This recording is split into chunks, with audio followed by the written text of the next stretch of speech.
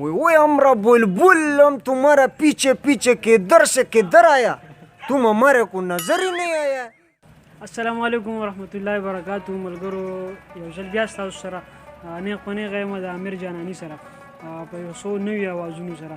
نو امیر خبرې ډېرې نه اوږدو، ملګري بیا تنګېږي.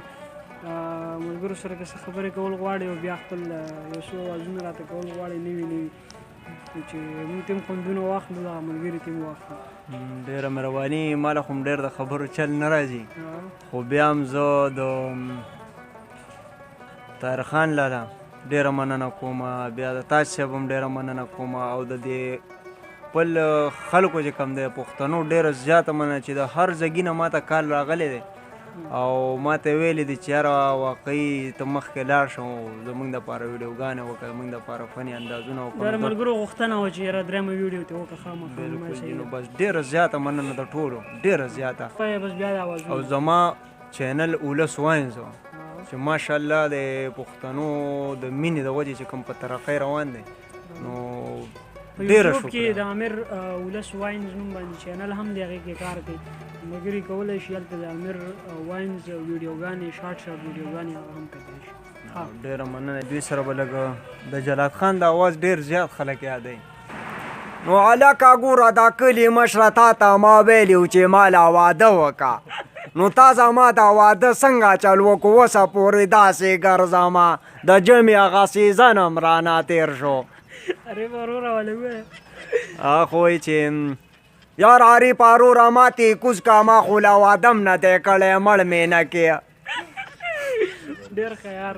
او بیا چې کوم دی نو زمونږ هغه کوم خیال کړی زمونږ دا کوم پښتانه چې هغه اردو هغه کوي که نه، هغې که اردو هغه دغه دی وایي वो हमरा बुलबुल हम तुम्हारा पीछे पीछे किधर से किधर आया, तुम हमारे को नजर ही नहीं आया.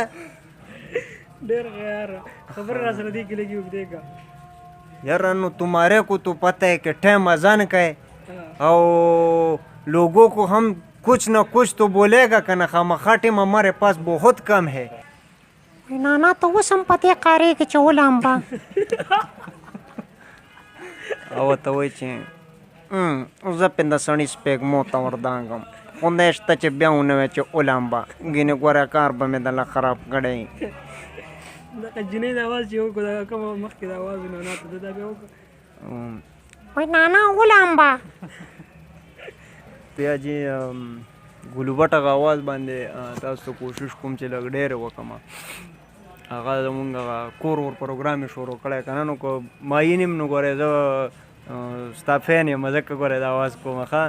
نو هغه وایي چې یا دا داسې کار دی دماغ په خیال چې دا دماغ مې نن داسې بد شان دي ځکه چې کارونه ډېر شوي دي او چې کوم دی نو یا دا د بجلۍ سیزن هم خراب دی او دا خلک رینګونه کوي او په لاس کې مې چې کوم دی نو په لاس پروت دي. زما په دې خبره ورسېدې په لاس کې مې په لاس پروت دي او یاره بس دا خلک رینګونه کوي چې زموږ بجلي خرابه ده. نو ځان ووایه څومره وروره پوخه داسې خلکو راته رینګونه شروع کړي دي، ته به وایې زه چېرته کې د لندن خان یم څه چلو شو که بابوجي لندن ته لاړی پوخناټه راپسې ډېر زیات رینګونه کوي.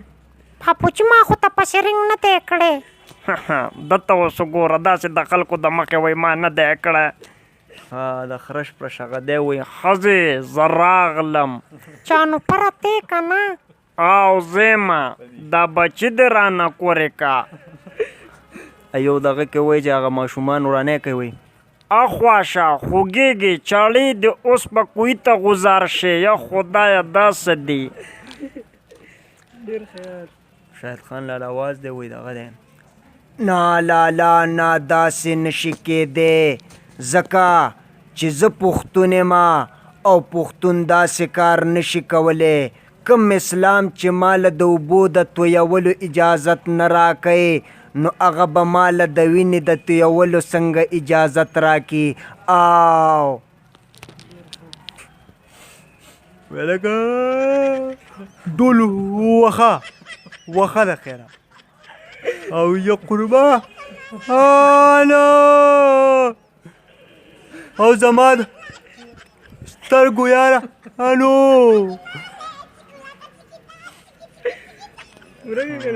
ټپه رانه هېره شولې